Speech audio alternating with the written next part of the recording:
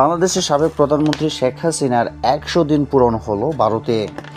আজকে থেকে প্রায় 100 দিন আগে আগস্টের 5 তারিখ শেখ হাসিনা যখন ভারতে পা রেখেছিলেন তখন সবাই ভেবেছিল যে এই আশাটা একদম সাময়িক, পরে তিনি ইউরোপ বা মধ্যপ্রাচ্যের কোনো এক দেশে চলে যাবেন। কিন্তু শেখ হাসিনা সবাইকে অবাক করে দিয়ে ভারতে 100 দিন ধরে অবস্থান করছেন। ভারতে অবস্থানকালে তিনি কী ধরনের নিরাপত্তা পাচ্ছেন তাই এখন জনসাধারণের আলোচনার বিষয়। ভারতের সরকারি সূত্র অনুযায়ী শেখ হাসিনা সেখানে মন্ত্রী লেভেলের প্রোটোকল পাচ্ছেন, তবে সেটি নিয়ে ভারতের কোনো রাজনীতিবিদ টু শব্দ পর্যন্ত এখনও করেননি। মোদী সরকার শেখ হাসিনা ইস্যুতে খুবই গোপনীয়তা বজায় রেখেছেন। আওয়ামী লীগের অনেক নেতাকর্মী ভারতে পলাতক অবস্থায় রয়েছেন, তারা শেখ হাসিনার সাথে দেখা করতে কোনো অনুমতি পাচ্ছেন না বলে জানিয়েছে একটি সূত্র।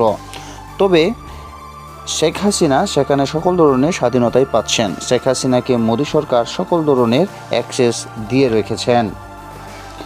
আওয়ামী লীগের বহু নেতাকর্মী এখনও বিশ্বাস করেন তাদের নেত্রীর দেশে ফেরা এখন শুধু সময়ের ব্যাপার। সাউথ ব্লকের একজন শীর্ষস্থানীয় রাজনীতিবিদ বলেছেন, পিচ এখনও প্রতিকূল, বল উল্টাপাল্টা লাফাচ্ছে, এরকম সময় চালিয়ে খেলতে গেলে হিতে বিপরীত হতে পারে, এখন বরং ধৈর্য ধরার সময়।